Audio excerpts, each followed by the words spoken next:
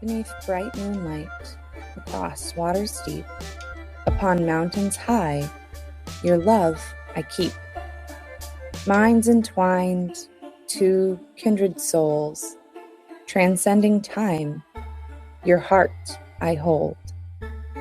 Before life, beyond death, cosmically fixed, sisters eternal, fate's purest gift.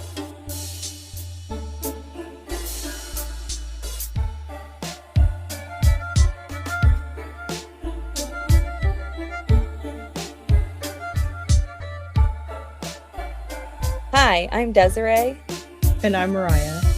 We're two sisters with a love of storytelling and the paranormal. And you're listening to As the Crow Flies.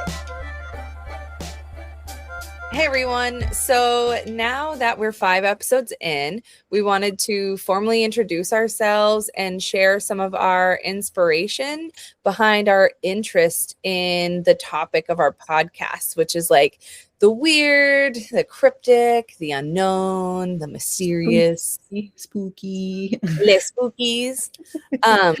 And so for those of us who don't have the pleasure of knowing us personally, I'm Desiree.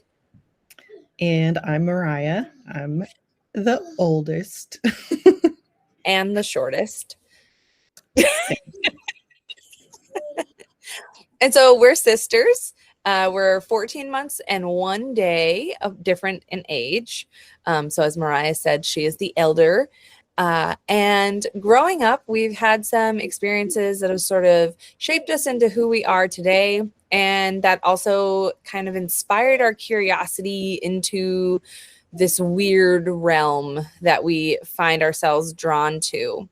And we wanted to share some of those stories with you today, sort of as a preface to the listener stories that we revealed. And we did put a plea out there to send us your stories because we would love to share them.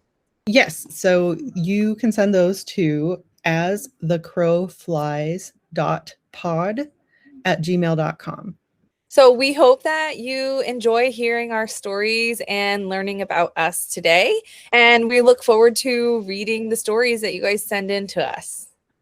Yes, I love just hearing and learning more about what other people have experienced or been a part of, heard secondhand from other family members. It makes the world feel a little bit less small when, we're from a smallish town, but I grew up in Dallas part-time and then Vermont part-time, so a bit different, but having that community of other like-minded folks, it always feels nice, and it's just super interesting to know what else is out there.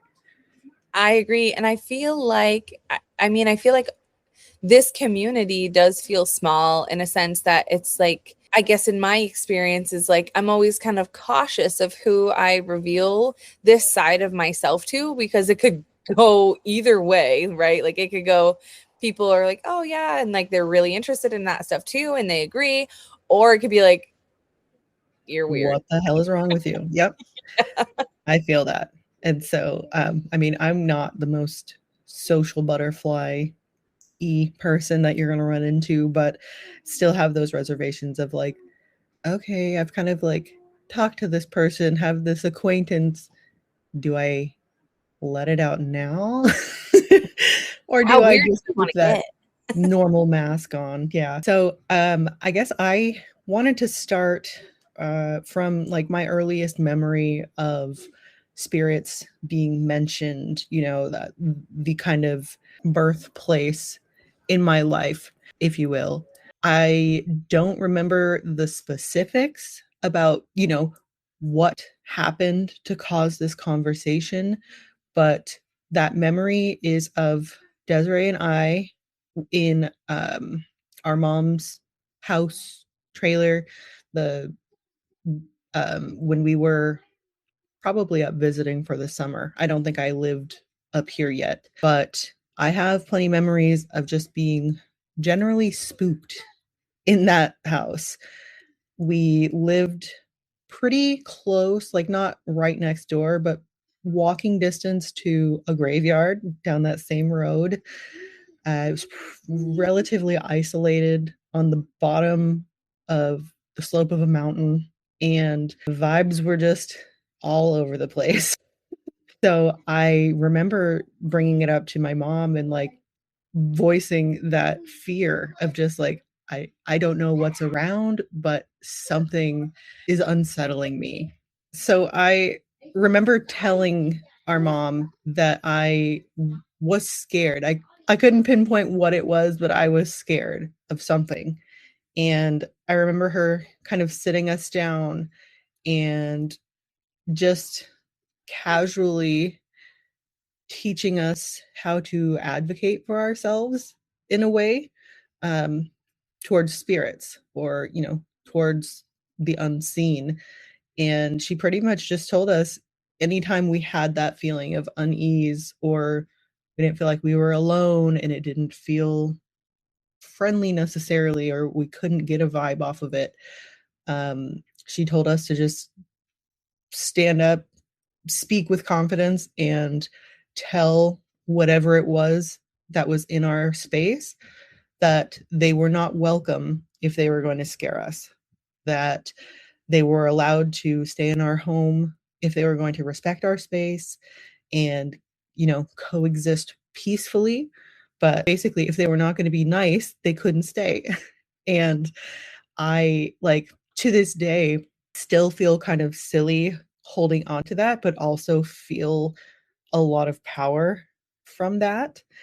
And have even kind of passed that advice on to my son, who had somewhat recently just mentioned feeling something off in our house, and nothing that I've picked up on. And we kind of talked about it. And I told him pretty much the same thing: is claim your space Mhm. and, you know, um, state what is and isn't okay.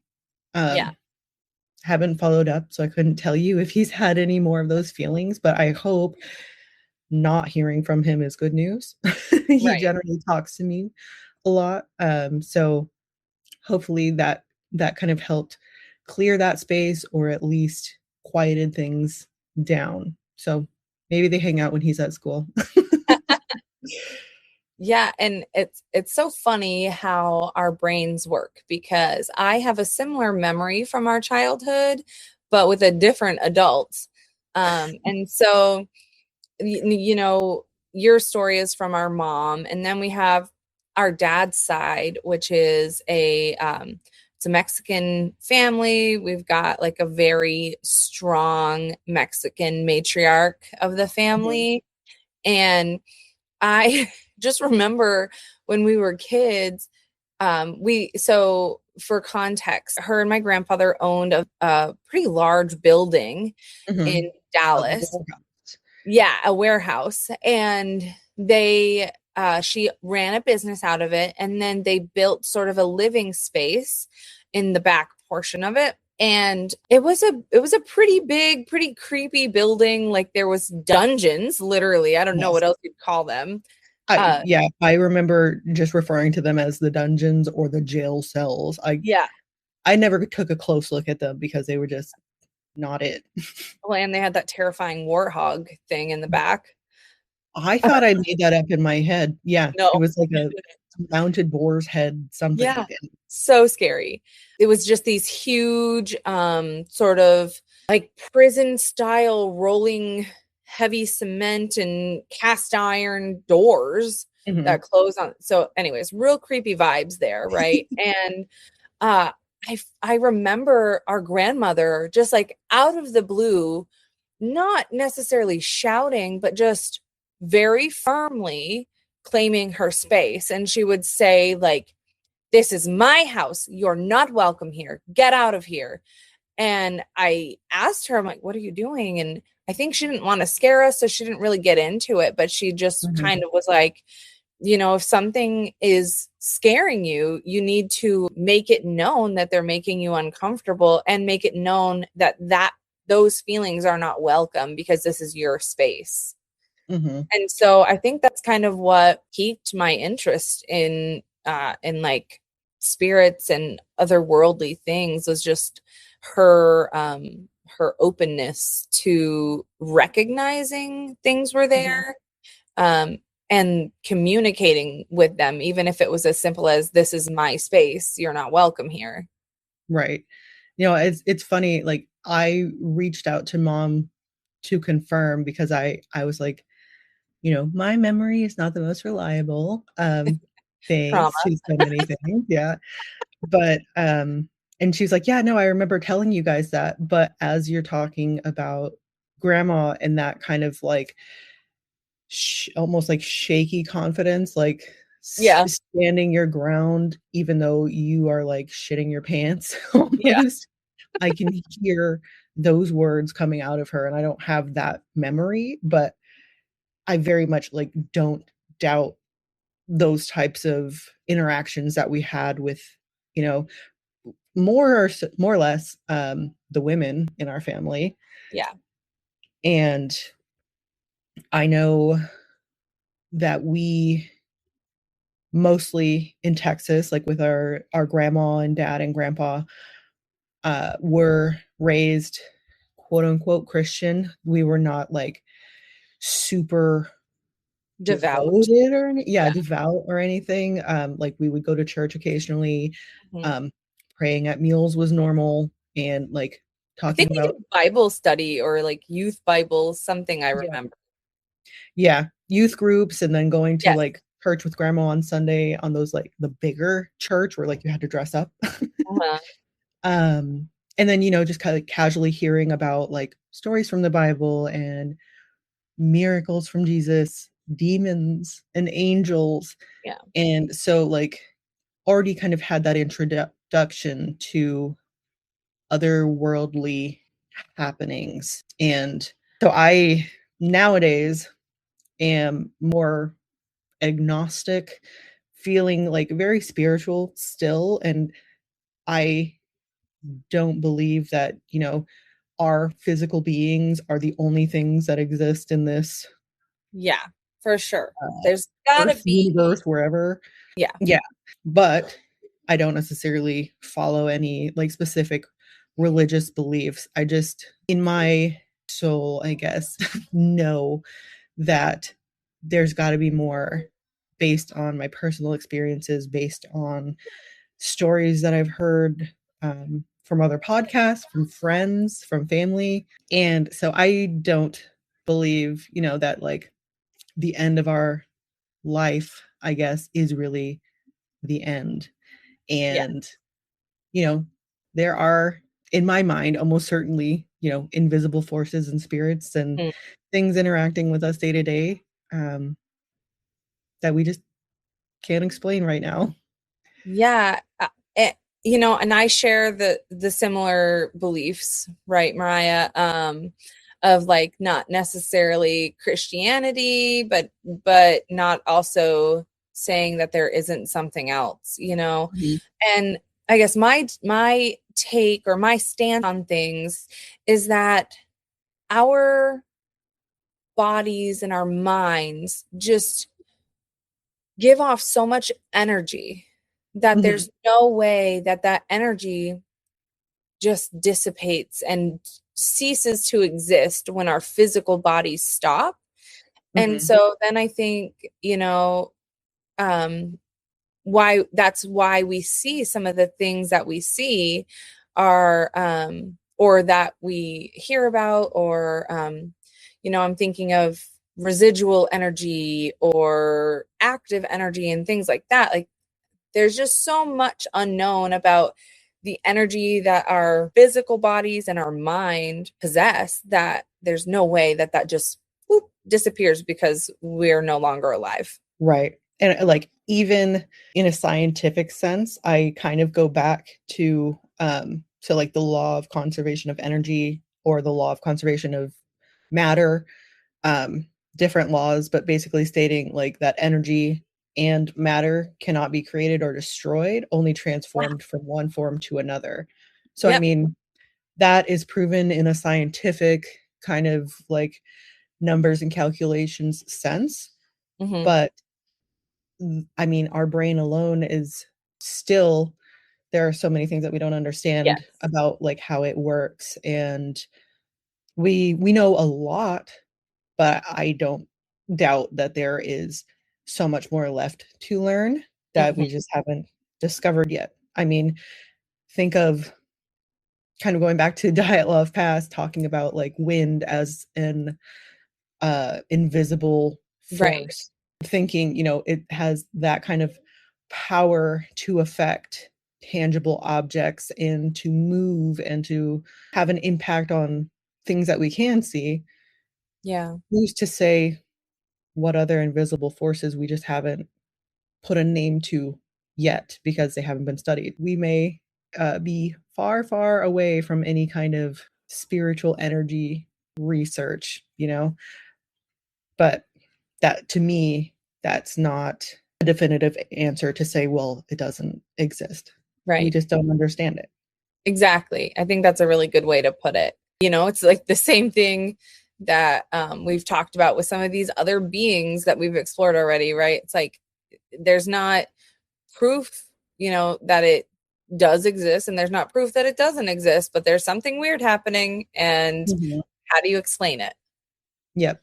And I that kind of falls along the lines of like parallel realities or like different realms of existence. And, you know, are there little pockets and tears in the kind of barriers between these different layers? Who knows? So much of it sounds like so sci-fi and like fantastical, Right. Yeah. um, like that it couldn't possibly be a thing. But I don't feel like it would be right to count anything out, really. Right. Yeah. I Because we don't have don't proof believe we're the enough only. Mhm. to say it doesn't exist. And I mean, if it doesn't, and I find out in several millennia after my energy's gone and I'm a little ghosty somewhere, then I can just kind of go, ah, I guess I was wrong about that. So we're going to kind of bring you guys through our experiences with the spirits and the supernatural and the paranormal, hopefully in a chronological order from our lives. That's not to say that we won't go off in a tangent or two. So here we go. So my earliest experience with spirits, aside from the story I shared of remembering my grandmother talking to spirits, it happened when I was 5, in the late 1900s, 1999, um, and my grandma Hilda had passed away. It was really awful. I remember I was so little, and we were with our mom for the summer, and I thought I heard my mom laughing. And so, I kind of wake up, and Mariah and I shared bunk beds. And so I stumbled down the hallway, and I'm like expecting to see my mom, just laughing. And she was actually crying really intensely. And I just remember her telling me, she's gone, she's gone. And she was talking about her mom. And so her mom's name was Hilda Jean Pierce. And she had passed away suddenly and unexpectedly in the night. And in the weeks following her passing, I had these really crazy, vivid dreams of floating in our bedroom. Mhm. And it was so bizarre because everything in our room looked the same. It looked exactly the same, except for our ceiling was like infinite. There was no top to our ceiling. And so I just remember like floating out of my bed. And so, as I said, Ryan and I had bunk beds. I had the bottom bunk, she had the top bunk. And I just floated out of my bed, and I floated out around her bunk, and I was just kind of hovering in our room, looking down on our room, and I could see Maya sleeping. And I went down to her and I woke her up and got her to come and float with me. Um, and we I would wish just, I remembered this. oh my gosh, it was magical. Like, even Mhm. talking about it now, my body just feels weightless. We were just floating and we were looking like way down on our room and we were just way above it. And and then we would float back down and we would go back to our beds, and I swear when I would wake up from that dream, it felt as if I like fell back into my pillow and into my bed again. And Mhm. into my adult life, I can still vividly remember this dream. And when I was a teenager, which I'll talk about a little bit later, I had my first and only ever experience with a Ouija board, and my grandmother Hilda came through, and uh, she confirmed that she was finally able to hold us in the afterlife. And Mhm. she was pretty sick when we were kids. I know I said her death was unexpected, but she had diabetes and she had a trachea from years of heavy smoking. And, Mhm. she couldn't do the things that a grandparent would want to do with with their grandchildren necessarily. And so she took advantage of that after she had no longer was held back by her physical body. Mhm. And, she invited us up and would hold us and play with us in her dreams, which I just think is so beautiful. Right. Yeah, I have, the few memories that I do have of being with her and kind of visiting her, were all very fond memories, Yeah. and so just knowing that we had that kind of guardian angel in a sense, or just that positivity around us and wanting to continue to share that love beyond the mortal realm, as Yeah. as cryptic as that sounds. And the But yeah. guardian angel piece will come back up to Mhm. more in the Ouija board experience that I'll share. Yee. Yeah. Funny mentioning dreams. Like I said, I don't remember that specifically as much as I wish I did. Um, for as long as I can remember, though, I have had inconsequential but very weird feelings like around dreams. I remember the first, I guess, like deja vu type experience I had was when it must have been summer because we were at Hope's daycare, um, and we were going swimming, and I just had this flash of a memory or like future happening of this new kid joining the daycare and like a flash of bright red hair, and we were all swimming. And um as that was happening, having that kind of like, I know what's coming up in the next like couple of seconds. Like it was never um a long period of time.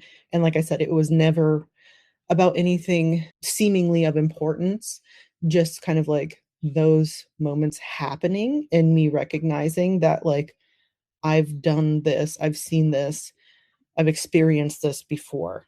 Yeah. And the only way I can explain it is like must have been in a dream.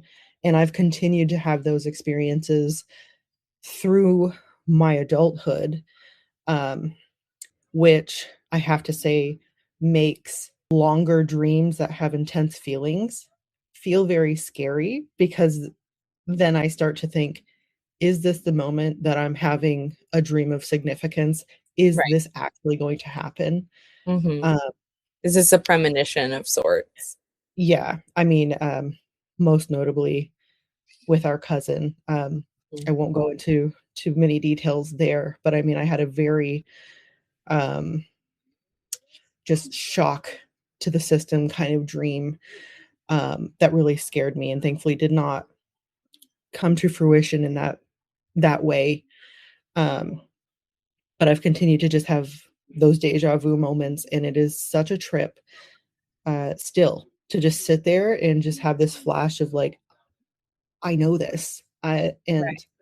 what does this mean? I wish I knew what this meant. And cool, but unsettling. Like, I just want to know more. Yeah. And then so sticking with our chronological um, theme, I guess. My first real memory of an actual like visible spirit would be, I believe I would have been in first grade. Throughout my elementary school, I can remember what grade I was in based on which apartment we lived in. And so this was Jim Drive for any of those who know us in Texas. um, we were just, I mean, we watched some scary movies in that house too. That's when we watched The Leprechaun Oh my and gosh. hiding under the table in the living room or in Yes. the kitchen. And I still will not watch that movie. And I hate Chucky. Yep. I'm not as bad with Chucky. I don't have as clear memories like watching that. It's like creepy, He's but why I hate dolls. the Leprechaun is Ugh. no. But so in that apartment, I remember being in the living room, and between the living room and the kitchen was like a partition wall, and in the middle was the like a doorway without a door to just walk between the areas. Um, and so then on the kitchen side of that partition was also a little bathroom, and it was further off to the side so you couldn't see into the bathroom from the partition. And then on the opposite side was a wall with a window looking outside from the kitchen point of view. And we were just hanging out, sitting in the living room, doing who knows what. I don't know, talking, doing kindergarten and first grade shit. But I can very clearly remember seeing a something, a like transparent figure, not like a blur or anything. It had a human form to it or like shape to it. Um, just kind of casually walk Mhm. from the right side, which is where that wall with the window would have been, walk past that door, going towards the bathroom.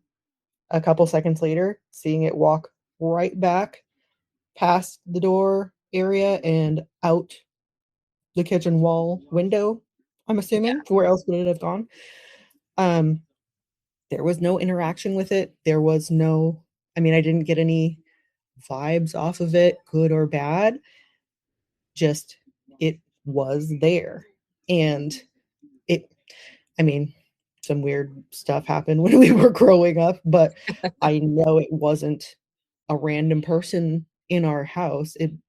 It Yeah. was very clearly a spirit I of some remember you kind. saying you could like see through him also. Like you Mhm. could see the features of the walls and things like that, like through this person. Yeah, which just kind of like it just added to that um fear and mystery of like what the hell is going on, and who's gonna believe me? I'm a first grader. You came and uh told me. I believed yeah, you. I mean, look at us now.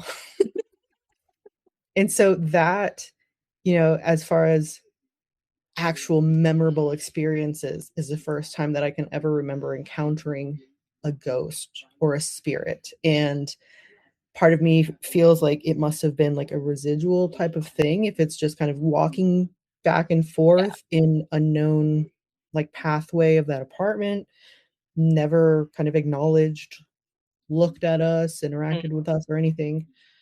um and now that we're talking about Jim Drive, it actually reminded me of other happenings of like disembodied voices that I would constantly experience. um Outside there, when I was I outside. remember that. Yep. I would just kind of be like hanging out. I was more or less like a loner. But so I frequently remember being outside, just kind of doing my own thing. I mean, like Desiree said, it was the late 1900s. Uh, kind of parental supervision was pretty lax, and as long as Can we you even came home call it from that? everything, yeah, Don't we leave were the apartment alive complex. Got and it. we were more or less fed. um, and I would hear like something or someone calling my name, something about a vacuum cleaner, like needing to go vacuum. And so, like, in the moment, thinking, like, oh shit, my dad or, whoever is calling me to come back into the house, like, I forgot to do something. And would constantly like ask or check in with Des and with my dad or whoever else was around. Everybody was like, I didn't call you. I didn't call you. Like, go back outside. Yeah. go go do what you're doing. And just always had that, this voice calling, and it didn't feel ominous or anything either, but just caught your attention, caught you off guard. And Yeah. I would just kind of like be pulled out of whatever I was doing and like, oh, like when the dog tilts her head. Oh. So yeah, and just kind of the beginning of my memory is kind of spooky. Yeah. And Just unexplainable. And while our memories are kind of spackled here and there for, I feel like from like 6 to 9 at least. I do remember some little kind of, whether they were just, three young girls kind of getting in each other's heads or actual things Yeah, happening. I remember one of the a mix apartments of we both. lived, huh? A mix of both. Yeah. I remember one of the apartments that we lived in, and at this time, our stepsister Nicole had joined our lives. And we're in our parents' bedroom watching TV, and our sister Nicole, I think if she saw something out of the corner of her eye, but she was convinced there was a man in our closet. She had seen a man in our closet. And Mhm. uh, our Uncle Dell, rest his soul, um, he comes in here in this room, like busts in this room. He's got his tidy whities on, Oh my god, it was a spectacle. beer belly out, and he's like, what's going on, girls? What's going on, girls? And Nicole was like hyperventilating. She's like, there's something in our closet. And Mhm. Dell just like puffs his chest out, and he opens that closet door, and he's yelling at whatever was in there or what wasn't in there, and he's like, Right. you leave these girls alone. And he was just being so tough and so brave for us, and like that just made us feel more comfortable about the situation. Right. But But also we to not be dismissed and like, even if Yeah. he was just kind of like entertaining us, like not entertaining to be funny, but just like, oh, okay, they think something's Yeah. in here. I'll make them feel better. Like having that support was Yes. always great. And then there was the other time where the three of us, this was when we lived on in Cunningham, right? Yeah. And so the three of us were home alone, and all of a sudden, like, we kept hearing footsteps and like voices outside of our house. And I mean, this was like the not so great part of Irving, so it's very possible that there was actually someone outside, Right. but we were terrified.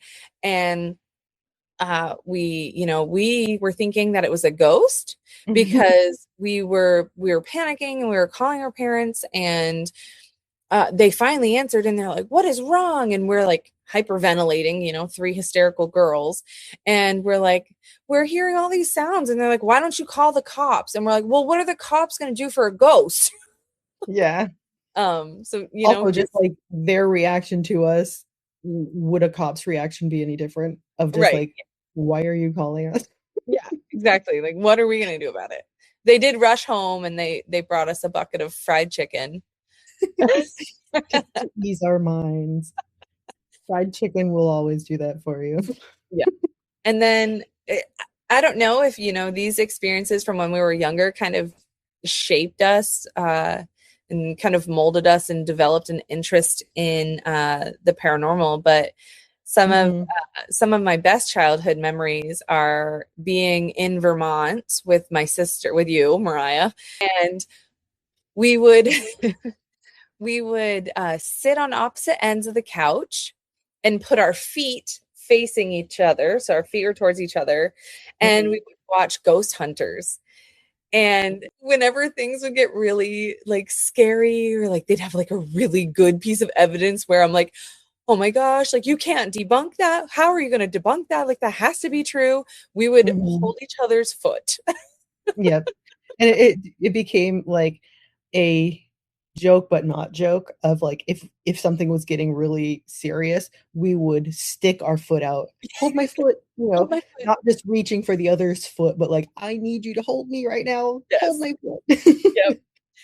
And then I remember when we watched the first Paranormal Activity with mom.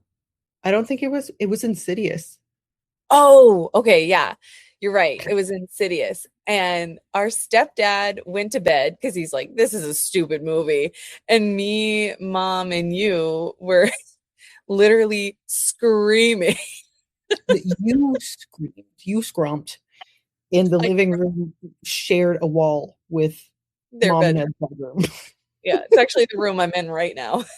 Oh, yeah. Yep.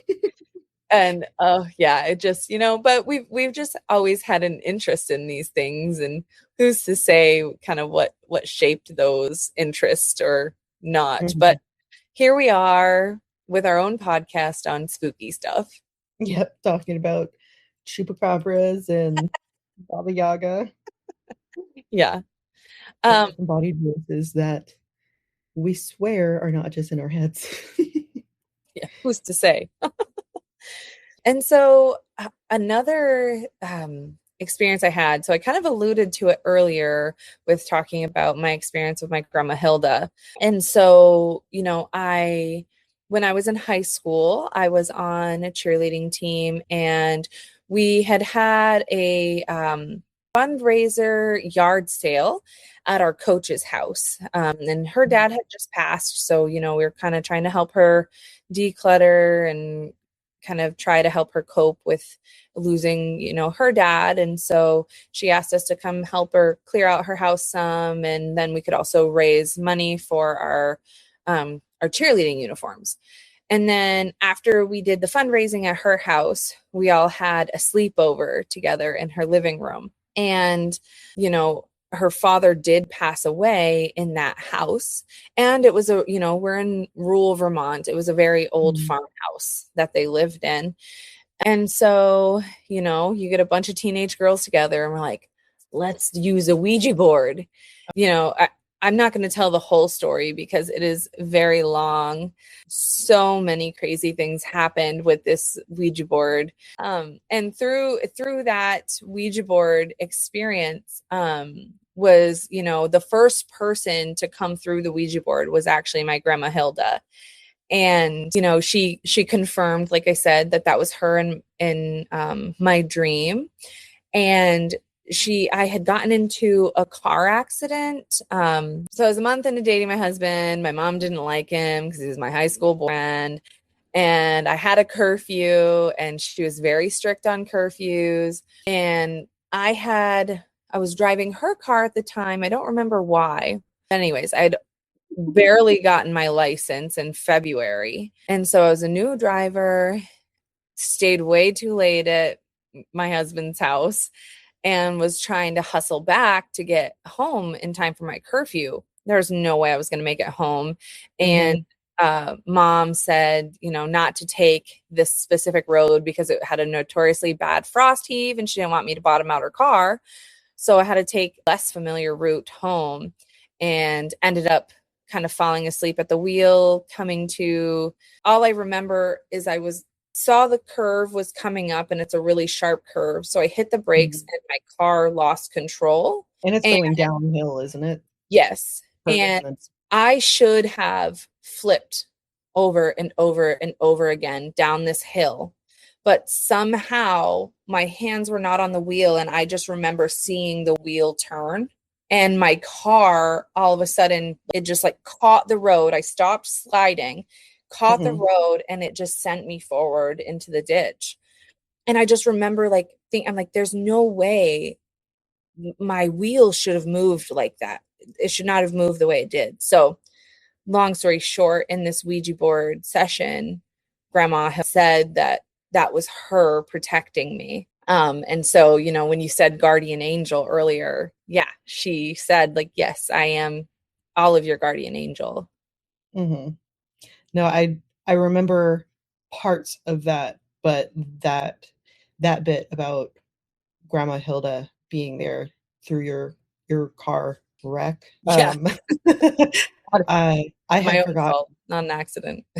and it's just it feels really just gives you, like, this warm feeling. I mean, we're all stupid teenagers, but also just knowing that, like, you continue to carry that love with you, and they stay around you. Like, I've always kind of Yeah, had that feeling of I even tell my kids now when we lose somebody, like, that we still carry them in our hearts, and I will, like, send a kiss up into the sky or, like, when I'm driving my car because, I don't know, just, like, the feeling of the pressure of the roof of the car on my hand, I'll just kind of, like, raise my hand up yeah, and, like, give a little scritch and say, like, "I love you, I miss you," to whoever's on my mind.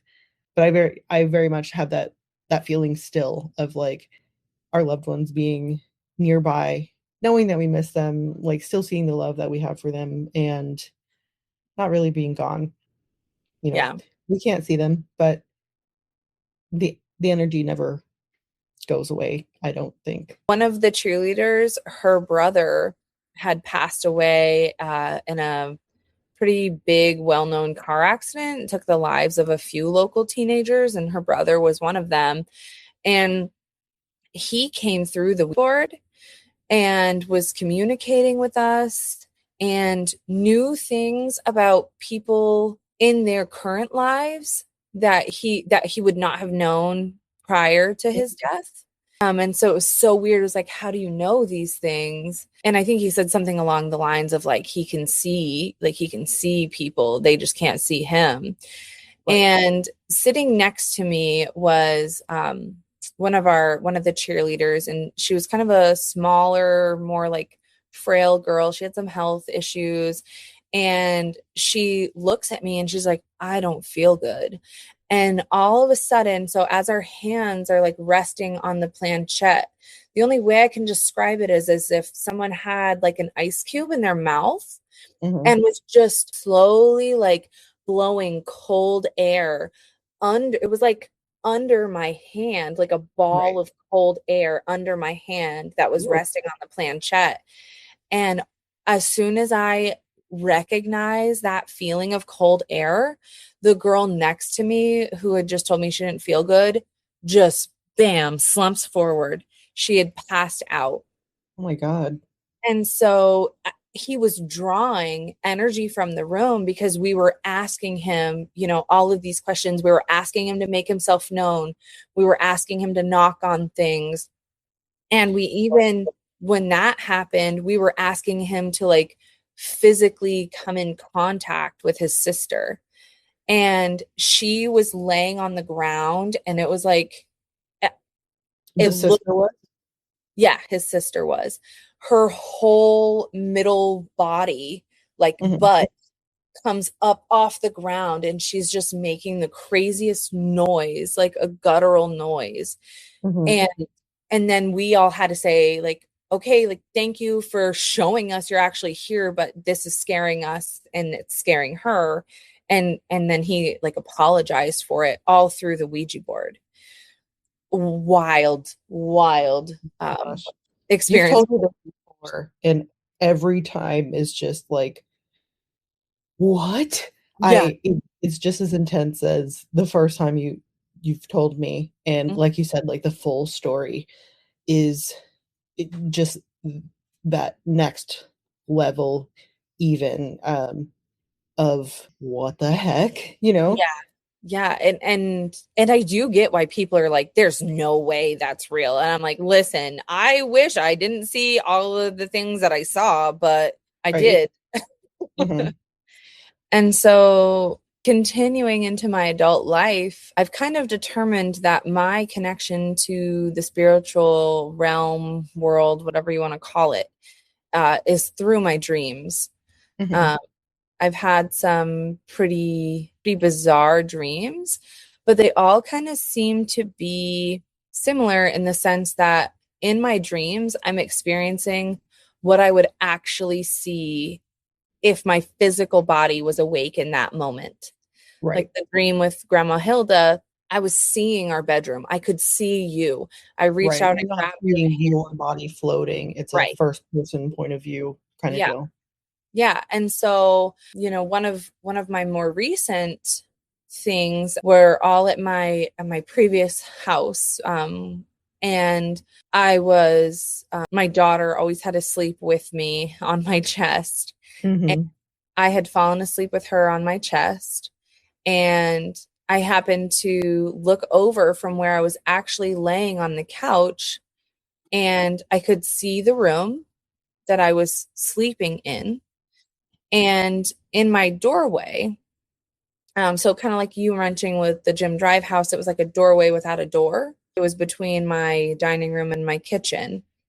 And filling the entire doorway was a man with a buffalo plaid sort of jacket on. And he was massive, like shoulder to shoulder, filled the doorway height wise. Mhm. I couldn't see any features of his face. And I said, hello. And the guy just turned and walked down the hallway towards where Blake and Tyler would be. And so, as a mom, I always am like, what the hell was I thinking? But then it's like, what would I have done? Would I have left my daughter alone on the couch if I think a strange man is in my house? Or would I have her with me so I can protect her if I think a Right. strange man is in my house? And I think it's also kind of important to note, like, where that archway kind of thing was, like, 2 steps away from the main entrance door. Yes. Oh, yes. Yeah, right. So someone, very well, It someone was could have been real, in yeah. my house. And so I go down the hallway with Audrey in my hands, and I'm like yelling like hello, and I am looking in all the rooms. So I look in my bathroom, no one's there. I look in the spare bedroom or the kids' bedroom, no one was there. I set Audrey down in bed with Tyler, and I'm like, I think someone's in the house. It's like, and I had him stay with the kids. And I'm just looking through, I looked in the basement, I looked everywhere. There was Mhm. nothing. There was no one in the house. And you mentioned our cousin earlier. So he passed away. Actually, they say his autopsy is either March 5th or March 6th that he passed away. And today is March 5th as we're recording this. And we had just lost our friend Jordan 5 months prior. And then we lost our cousin Nathan. And I was really distraught. And I didn't want my children or my husband to see like how truly upset I was. So I was sleeping on the couch and crying myself to sleep. And Nathan Nathan was a stinky guy. Personal hygiene wasn't his thing, and he knew it. Like he totally knew it and owned it. So out of respect, Yeah, it's not like something we shit on him for, it was just like, "That's Nathan." yep. And so out of respect for us, Nathan never sat on our couch. Never sat on our couch.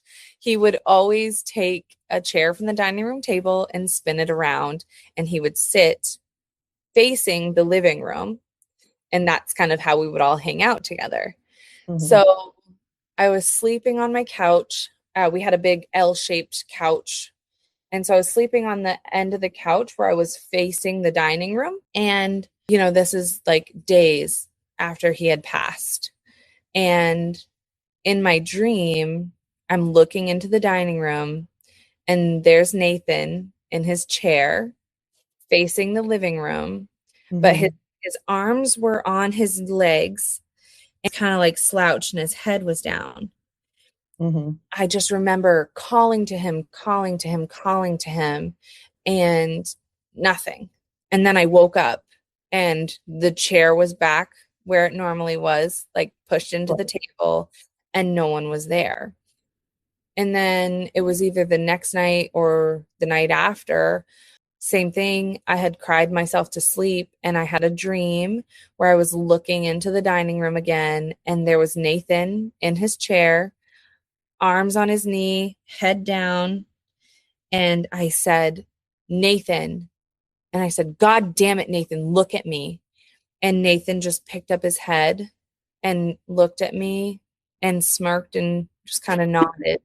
Yeah. And then I woke up and he wasn't there. And I think that was him saying, I'm okay. I think he didn't look at me the first night. I think he felt bad about the circumstances around his death. But it was just such a beautiful moment for me to see him to come visit me and to say goodbye in that way, similar way grandma said bye in my dream. I do remember you telling me those dreams and like when they happened and how how visceral they felt, like how real and almost tangible they felt. And I mean, not the man in plaid, there was not much like personality given from that kind of No. appearance, but the like actions and the expressions that you shared from your dream of Nathan just is so like perfectly him to a T. Yeah. Yeah. Just I can just I didn't even have the dream obviously, but can like feel that presence, feel like the genuine, Hmm. yeah, his spirit presenting itself. And I think it's worth noting too that um, the home that we just sold was almost 100 years old. It was built in 1927. So it's, when we sold it, it was 98 years old. The Um, one where you had the dreams. Yes. And I always felt, on edge or, like the feeling of you shut the light off and you have to walk down the hallway when it's dark and you walk a little extra fast because, it feels like something's behind you. I Mhm. always had that feeling there. And since we moved, I don't feel it anymore. And I don't know, this house is much more newly built. This house was built in 1971. So, that other house had nearly 50 years more of history there. And so I don't know, but it's a total different energy that I feel in this Mhm. home compared to that home.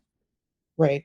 And not that, our family has owned the home that you live in now forever, but we've been there for a long time between you and mom and Yeah. Ed. But yeah, like having more memories of our own and more Yeah. positive memories in the house that you're in now, Hmm. I feel like could be like a big contributor to not having that sense of like just an unknown something with you kind of sharing residence in the home.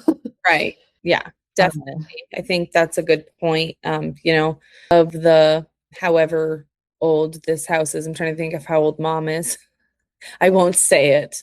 I'll let you do the math.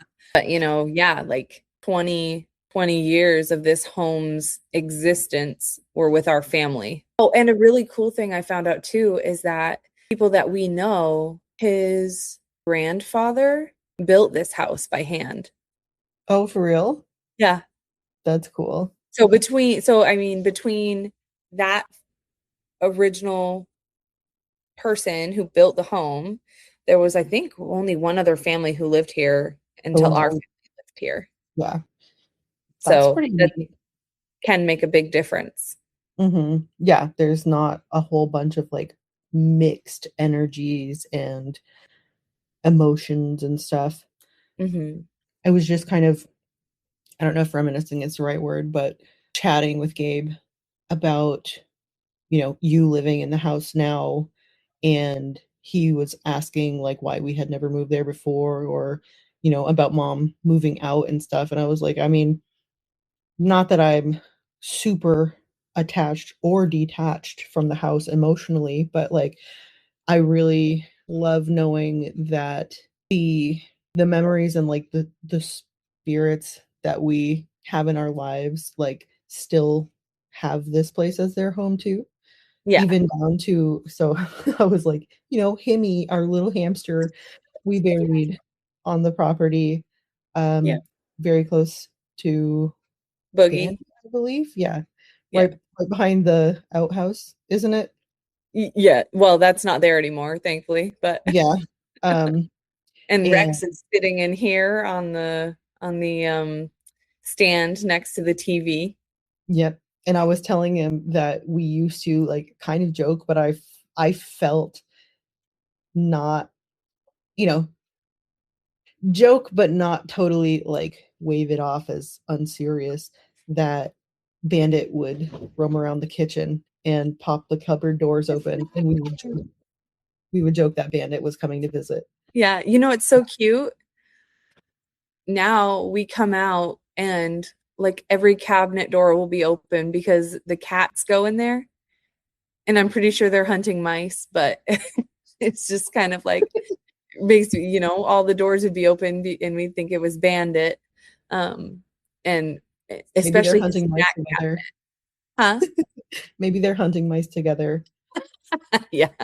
now that he doesn't have to worry about them being as big as he was and like fighting him. Yeah. Oh my gosh. That between that and the spiders, oh my gosh. Ugh. Yeah, I swear thankfully. there was a spider as big as Bandit. Oh, there's some big spiders here. But anyway, it's probably one of the reasons subconsciously I decided to never uh entertain the idea of moving to that house permanently. Yeah. Yeah, I've been in contact with an exterminator. Thinking back to the dream aspect of things, like you said, it, because I've had these hyper realistic dreams that just truly feel like I could reach out and touch that person or interact with them or like I'm falling back into my bed. Um, when I do have other hyper realistic dreams, Mhm. sometimes I'll message you and mom just like terrified, like Yeah, especially or the dream I had about Dustin and I was like, has anyone contacted Dustin because I don't want this dream to be true.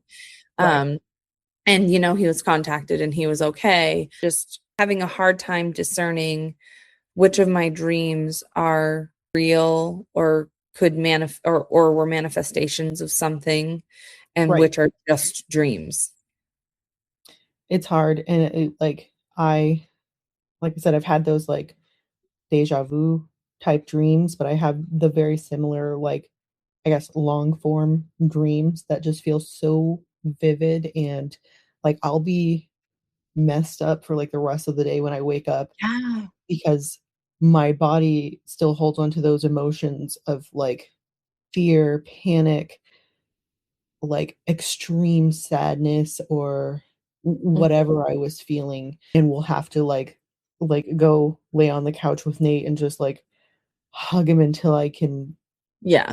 replace those negative emotions with like positive comforting emotions Mhm. or like you said kind of put hands on the subject of my dream um to make sure that that didn't actually happen and that Right. it was a dream.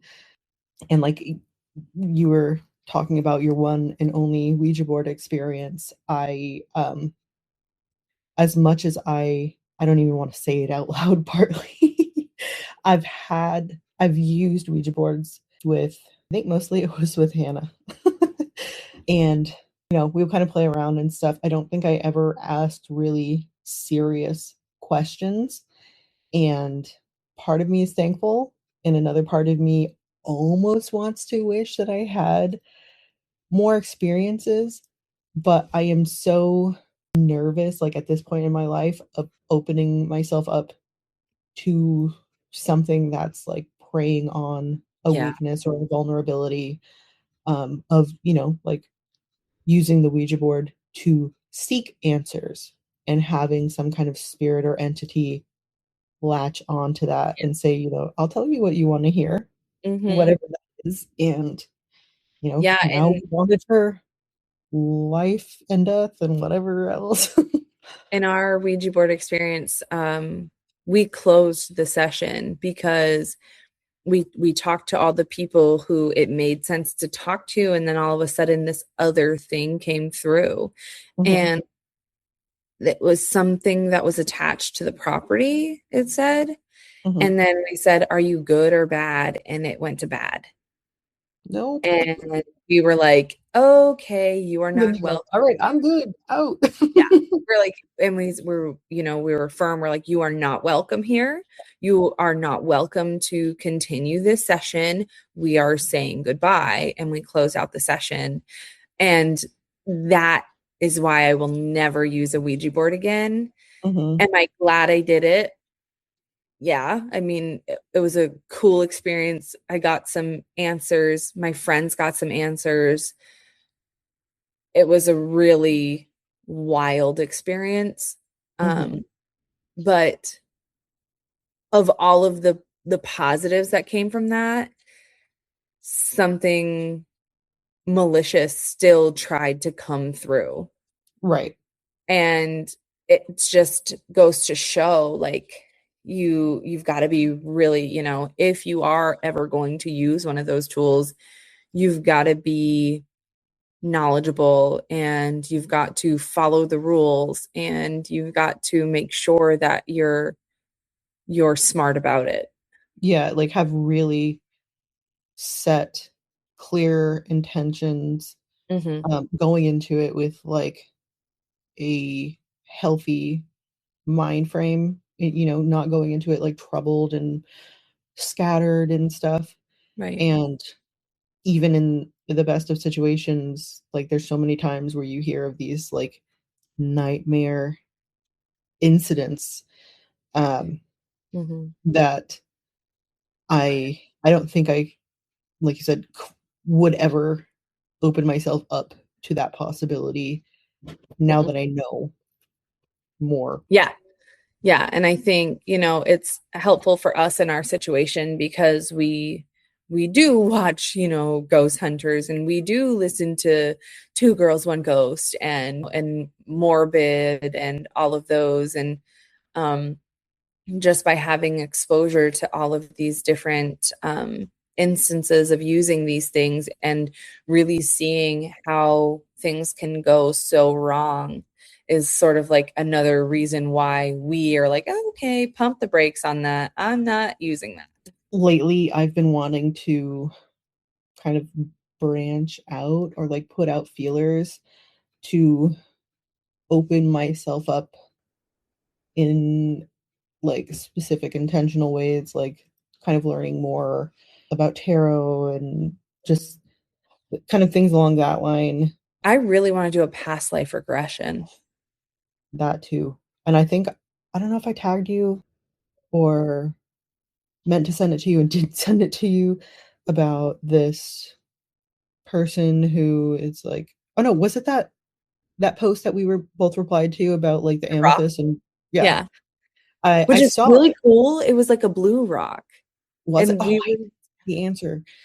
No, but I saw it on the Witches Brew page, and so only saw the Witches Brew comments, then went to the main post and went to go tag you and saw your comment 1 minute before I was on that yeah. page. And I was like, no shit. But also like, of course, because that's the life we lead. Yeah, always No, doing the same stuff. yeah, I I think unintentionally and yeah. um, in spite of each other.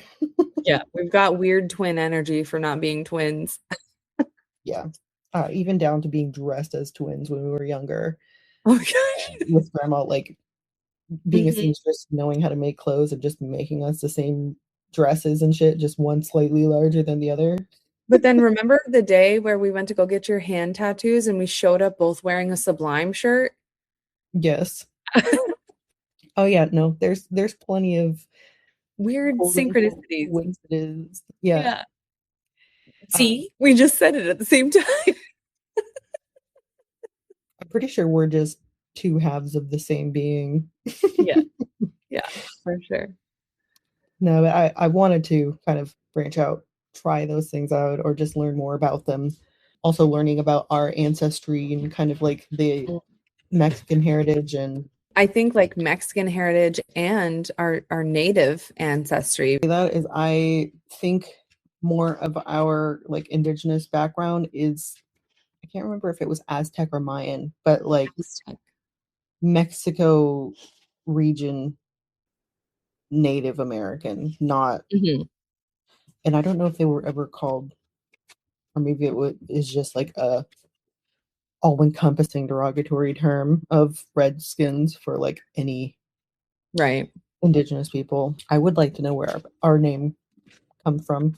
I think our ties to um, Mexico and our ties to indigenous peoples, I think that is, sort of an explanation for why we are so spiritual.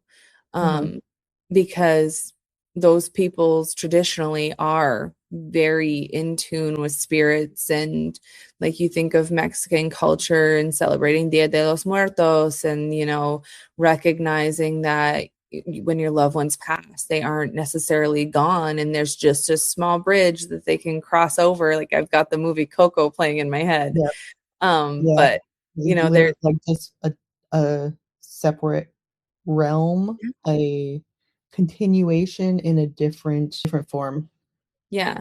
And native peoples, they have similar beliefs in that when you go, you don't really go. It's your physical body isn't there Mhm, anymore, but your spirit is still there. So I think it would be really interesting to find out more about that, and then it would just give us more insight on who we are and why we believe the things that we believe in. And mhm. Why we're drawn to certain things and just, like, have a natural curiosity or Mhm. propensity towards certain topics, and it just feels natural Mhm. sometimes.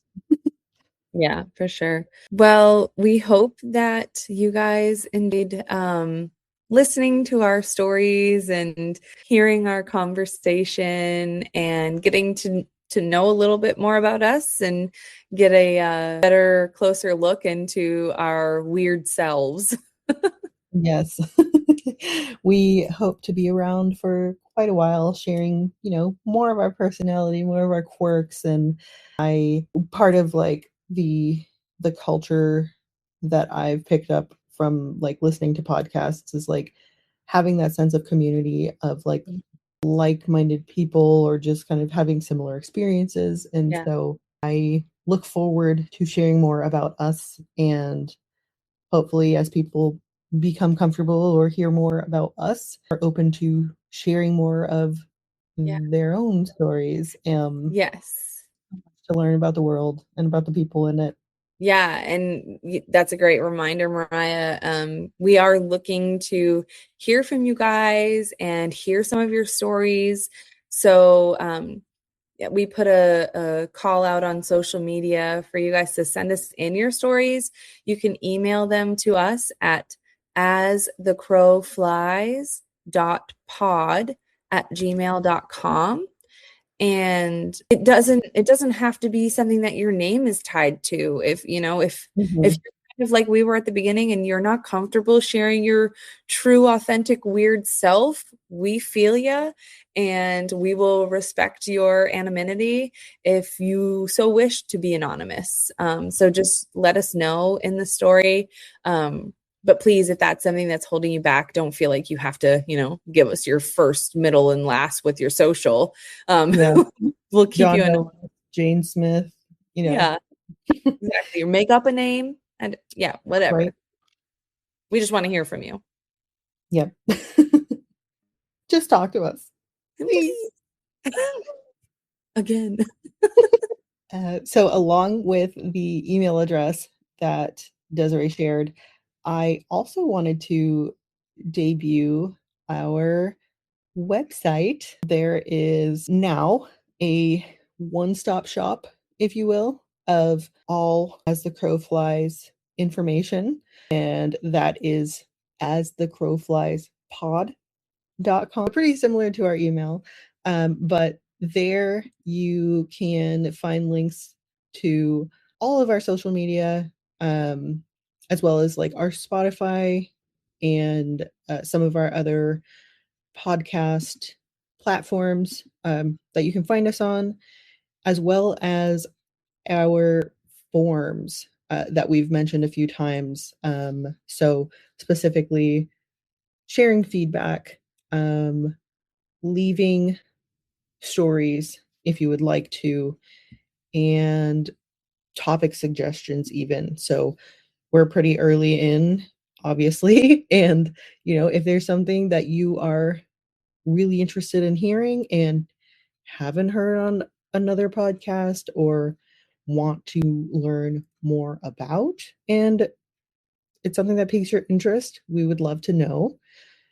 You can also listen to all of our episodes directly through the website. I was very excited to set that up. So if you don't already have a podcast platform that you use, if you're brand new and just checking us out for the first time, right there as thecrowfliespod.com, you can see all of our episodes, descriptions, sources if you want to dig deeper. Yeah, so we hope you check it out. We hope you reach out to us. At the very least, we just hope you keep listening and stick around. Yeah, and we also, so Mariah mentioned the Witch's Brew briefly earlier. And so she does a really cool psychic and holistic fair in the Newport area. And so she has one coming up next weekend, I believe March 14th, I think it is. And she was kind enough to try and find space to put our poster up.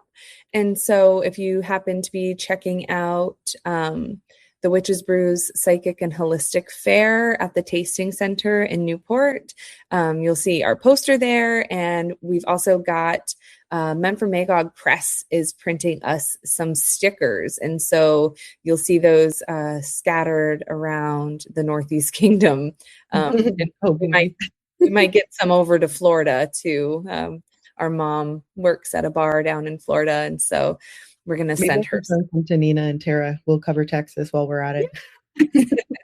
So yeah, look out for those. And if you see them, give us a shout out, tag us on social media. The more that people give us shout outs and acknowledge us on social media, the more people who will see us. And even if you're not outwardly weird and putting your weird self out there yet, if you share it and a weird friend sees it, then maybe they'll like it to listen to us too. So everything is appreciated. The more the merrier. Well, thank you guys for listening to us, and we hope that you enjoyed. Bye-bye. Toodles. Oh, toodles. Toodaloo, motherfuckers. I was thinking of mouse tools.